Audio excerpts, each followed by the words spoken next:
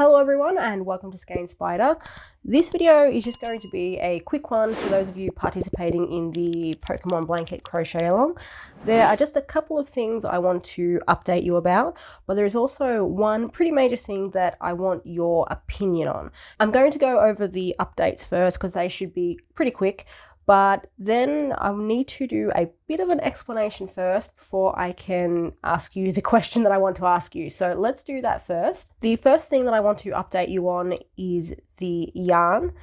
A few weeks ago when I released, I think it was the Ivysaur, it was either Ivysaur or Venusaur pattern, someone informed me that the color green number 6 was no longer available on the Spotlight website.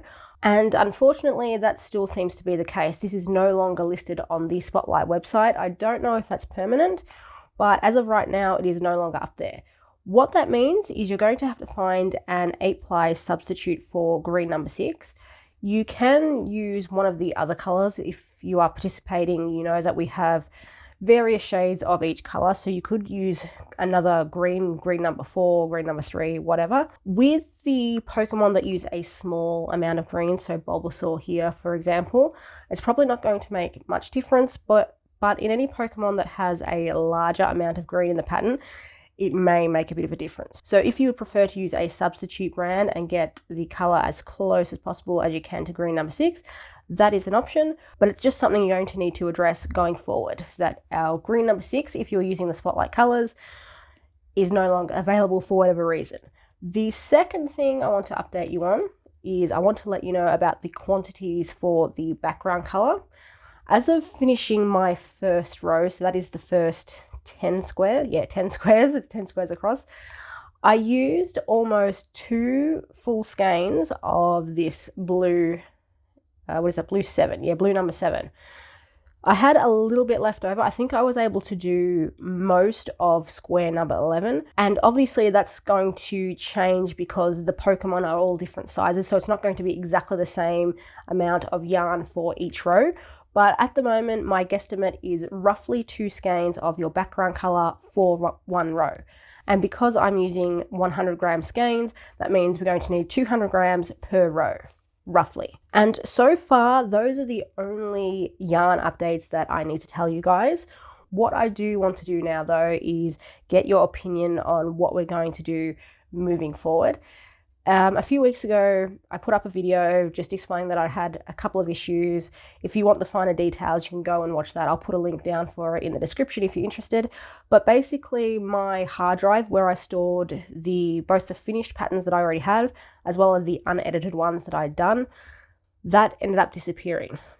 In some good news, I found it, but the bad news is it no longer works. This hard drive actually went on a little bit of a trip. It ended up at my sister's house and it came back and apparently got knocked off the table, and now it no longer works. So I've lost all the work that I have done up to this point. So that means I'm going to have to recreate those videos that I've already done.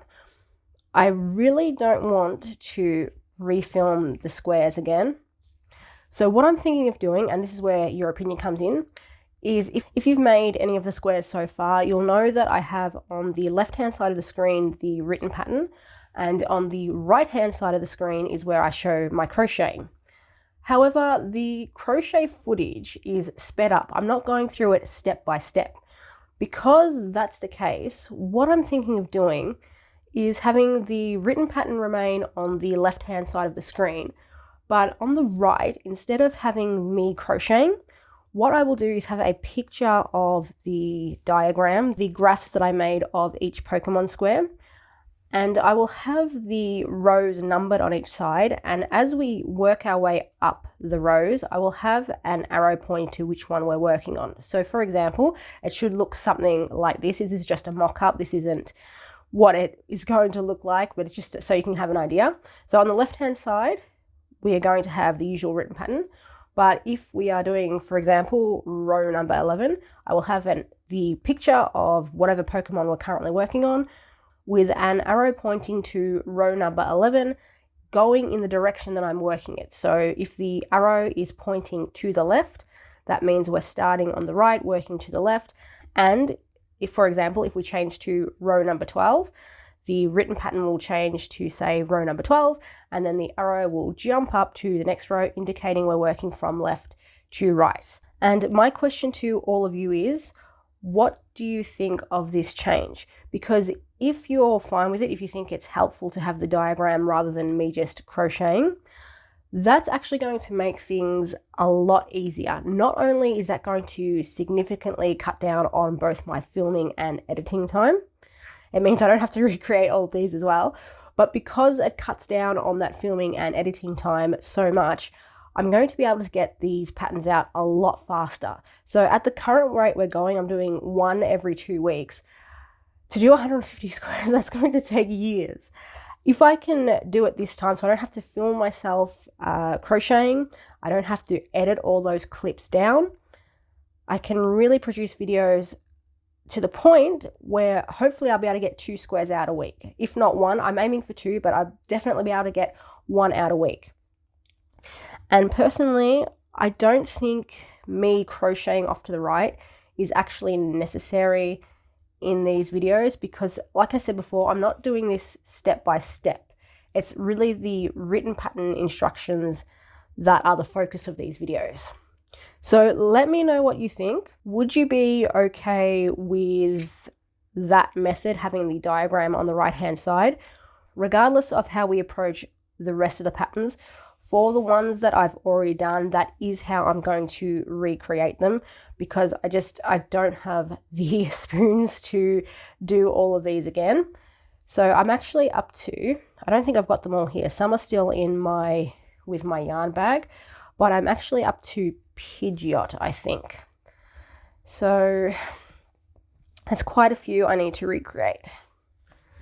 But that's where I'm at for now.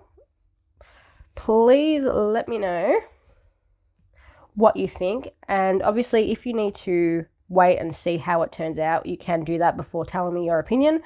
The next video, which was supposed to be Charmander, fortunately I still had that file saved on my PC, so that's going to go up next and it'll be in the usual format. But after that, it's going to be this new format I'm going to trial that I really want your opinion on. And I think that's pretty much covered everything I wanted to go over in this video. Thank you for watching. I'm sorry about the delays for this cal. I know it's a long one and I'm just making it longer. But, you know, sometimes life just gets in the way. Hopefully it'll stop doing that now. But thank you for watching. I will see you all on Friday with a regular pattern.